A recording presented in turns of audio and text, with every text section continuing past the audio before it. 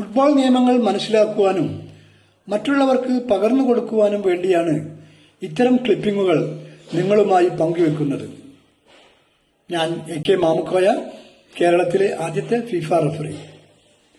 Mumbai FC Chennai FCയും തമ്മിലുള്ള ISL മത്സരത്തിലെ ചെന്നൈ FCയുടെ 27 നമ്പറുകാരൻ നേടിയ ഗോൾ നിഷേധിക്കുന്നതാണ് വിശകലനം ചെയ്യുന്നത്.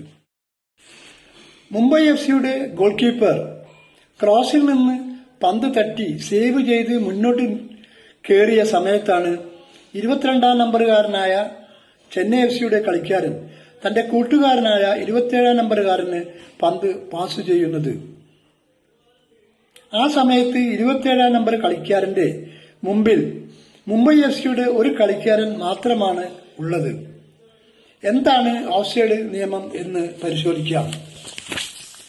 ഒരു അറ്റാക്കർ പന്തിന്റെയും അവസാനത്തെ 2 എതിരാളികളുടെയും മുന്നിലായിരിക്കുകയും തലയുടെയോ ശരീരത്തിന്റെയോ കാലിന്റെയോ ഭാഗം എതിർ ഗോൾ ലൈനിന്റെ അടുത്തുണ്ടാവുകയും ചെയ്താൽ ആ കളിക്കാരൻ ഓഫ്സൈഡ് പൊസിഷനിൽ ആണ്. ആ 2 കളിക്കാരിൽ ഒരാൾ ഗോൾ കീപ്പറും ആകാം. അറ്റാക്കർക്ക് സ്വന്തം കൂട്ടുകാരിൽ നിന്നും പന്തിന്റെ പിന്നിൽ നിന്നും പാസ് ചെയ്യുമ്പോഴാണ് ഒരു അറ്റാക്കർ ഓഫ്സൈഡ് പൊസിഷനിൽ ആകുന്നത്.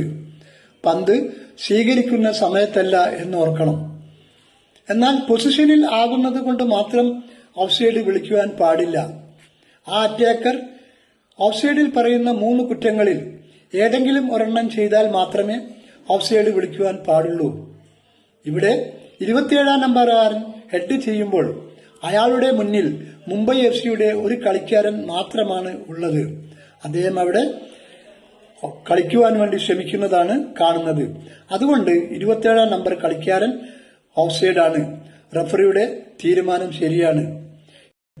ഇത്തരം വീഡിയോകൾ ലഭിക്കുവാനും വിവരങ്ങൾ അറിഞ്ഞ് മനസ്സിലാക്കുവാനും സബ്സ്ക്രൈബ് ചെയ്യുക. ലൈക്കും ചെയ്യാൻ മറക്കരുത്.